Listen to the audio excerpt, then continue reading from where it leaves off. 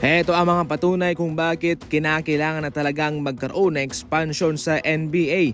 Palagi itong sinasabi ni Kume Adam Silver na kanilang kinukonsider na magkaroon ng extension. Yung pinakamatunog ay yung Las Vegas at yung Seattle, mga idol. Subalit mapahanggang sa ngayon ay hindi pa rin ito nagagawa.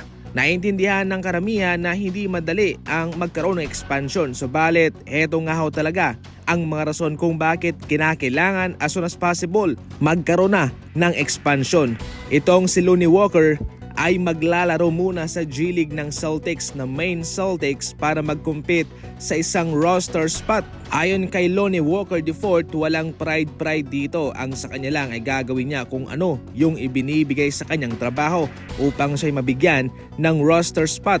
Maraming mga free agents sa ngayon ang wala pang kupunan sa NBA kahit na sila'y magaling pa. Si Lonnie Walker ay nakatanggap ng magandang papel sa Lakers at kabilang siya sa mga nagpanalo sa kanilang kupunan noon laban sa Golden State Warriors. Nagkaroon din siya ng magandang performance at papel na ginampanan sa Brooklyn Nets. At ngayong siya free agent na, walang kumuha sa kanya.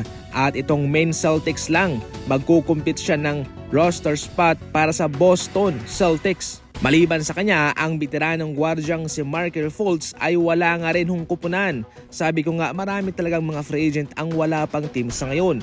At kabilang yan sa mga dahilan kung bakit kinakailangan ng magkaroon ng expansion. Kung tutuusin, para din naman to sa NBA. Mas marami ang manunood sa kanila at tataas kahit paano yung kanilang revenue.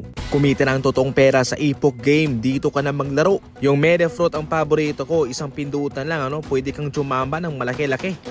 Mayroon pang color game, mayroong Dragon Tiger, pipili ka lang dyan, napaka-basic manalo rito. Para makapaglaro, pinutin ang link na nasa comment section at mag-fill out, magparehistro muna. Yung phone number mo, gumawa ka ng password mo, yung referral ID, isama mo na rin. Pagkatapos, pinutin lang ang send at magpapadala yan ng verification code at siyang ilalagay mo dyan. Mayroon kang matatanggap na daily bonus araw-araw na pwede mong gamitin. Pwede ka na makapaglaro, mag-cash in mga idol, at manalo ng limpak-limpak. San ka pa? Dito ka na sa Epoch Game. Kung excited sa Josh Hart, Brunson and Mikal Bridges sa kanilang reunion sa Knicks, si DiVincenzo ay hindi ganoon ang nararamdaman. Ayon sa impormasyon galing sa mga NBA insider, itong si Donte DiVincenzo ay hindi nagustuhan ang pagkuha ng Knicks kay Mikal Bridges na former teammate niya sa Villanova. Dahil sa pagkuha ng Knicks kay Mikal Bridges ay ito yung papalit sa kanya.